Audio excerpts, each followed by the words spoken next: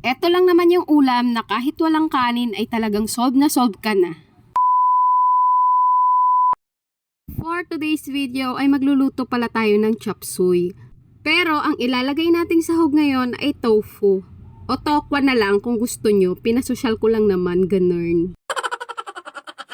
Habang nag-i-slice pala ako dyan ay kausap ko nga itong asawa ko. Tinatanong ko kasi siya kung uubusin ba tong tokwa o hindi. Dahil sila lang naman ang mahilig dito sa tokwa, syempre sabi niya ubusin na daw. Baka kasi mangasim na daw yan kapag pinabukas ko pa. Ilang araw na kasing nasa ref yan at tirang pulutan lang nila yan nung minsan mag-inuman sila dito sa bahay. Alam nyo ba na first time ko lang makakita at matikman itong tokwa nung lumawas na ako dito sa Manila year 2016. Ewan ko ba, hindi naman kasi kami nagluluto ng ganyan sa probinsya o hindi ko lang talaga nakikita sa palengke.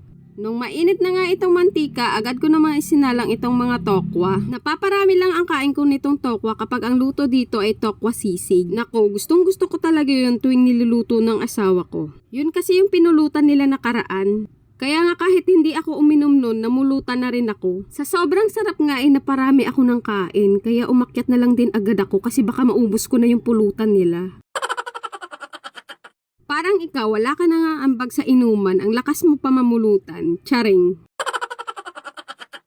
Habang nakasala nga ang tokwa dyan, ay agad ko naman hinugasan itong gulay. Nako, malapit na rin pala itong mabulok dahil tumagal na pala ito sa ref ng mga 4 days. Siyempre, hindi natin itatapon yan. Gagawa natin ang paraan yan kung paano sumarap itong malapit ng mabulok na gulay. Itong pagkain na to ay talagang pwedeng-pwede nga sa mga nagda-diet.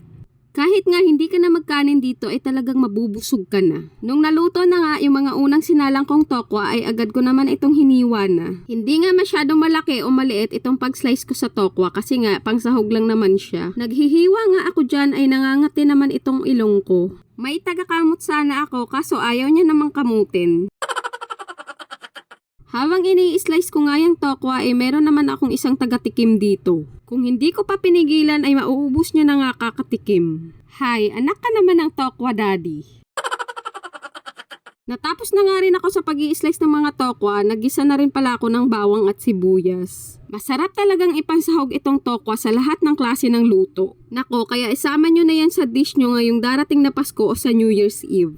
Ginisa ko na nga rin itong gulay. Siyempre, uunahin natin ilagay yan kasi nga luto naman na yung tokwa. Habang ginigisa ko pa nga lang ang gulay dyan ay naglagay na rin pala ako ng pampalasa. Siyempre, hindi natin lalatain yung gulay para masarap nga ang kain natin. Nilagyan ko na rin pala yan ng pork cubes para daw lalong sumarap. At medyo umalat nga yan dahil buong pork cubes nga ang inilagay ko. Kaya ayan, nakailang lagay tuloy ng tubig yung asawa ko.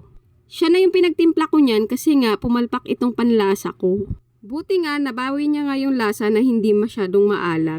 Kaso medyo nalata na nga itong gulay natin. Pinabuhat ko na nga ito sa asawa ko at pinalagay ko na rin sa mangkok. Tanghalian pala namin yan ngayong araw at kung umabot man sa gabi, ayan na rin ang ulam namin sa hapunan.